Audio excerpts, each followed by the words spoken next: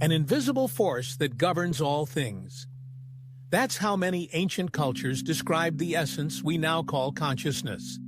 In early Eastern philosophy, the conscious mind, with its constant chattering and overthinking, was seen as something that could easily fall out of sync with nature.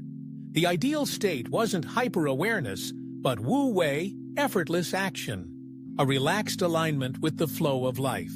Here, consciousness wasn't so much about self-reflection or constructing an identity. It was about harmony. A conscious person was one who moved through life like water through a streambed, gently, fluidly, without resistance. Now, let's hop across the world to ancient Greece, where philosophical inquiry bloomed into something we still feel the effects of today. Plato, writing in the 4th century BCE, believed the soul was immortal, that it existed before birth and continued after death. In his view, knowledge wasn't acquired. It was remembered.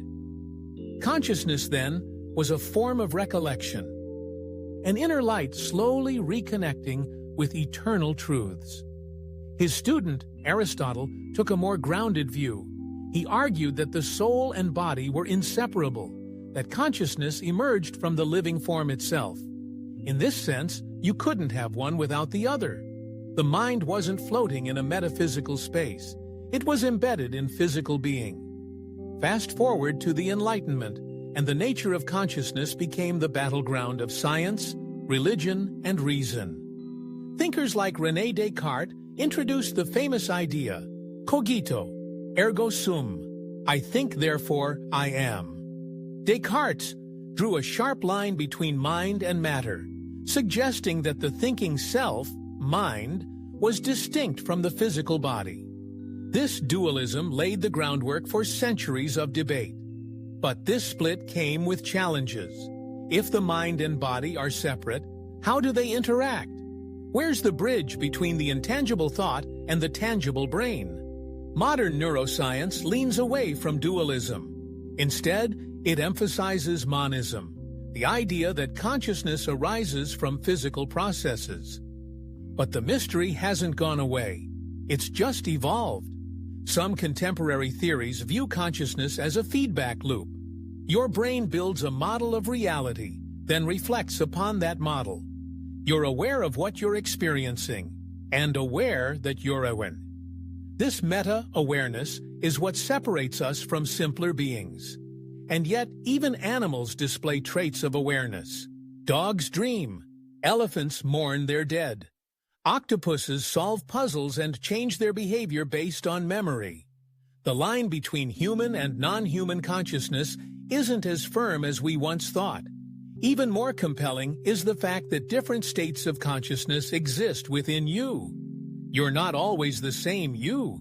You experience dreams, deep sleep, flow states, panic, meditation, intoxication, and more. Each state offers a new perspective, a different flavor of awareness. Some expand your sense of self. Others dissolve it entirely. Consider meditation. In many traditions, meditation is used not just for relaxation, but for exploring the nature of consciousness itself. Advanced practitioners report experiences of ego dissolution, where the sense of I fades away and is replaced by a feeling of unity or nothingness. Is that a more true state of consciousness, or just a different configuration of brain activity? In contrast, psychedelic substances like psilocybin or DMT have been shown to induce altered states that feel profoundly real, even more real than waking life. Users report visions of cosmic unity, contact with intelligent beings, or a deep sense of understanding. These experiences suggest that the normal waking state might be just one window into a much larger mansion of the mind.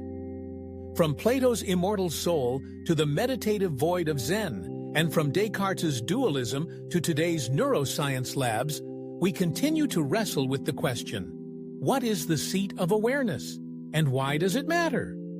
Because consciousness is at the heart of morality, meaning, and identity.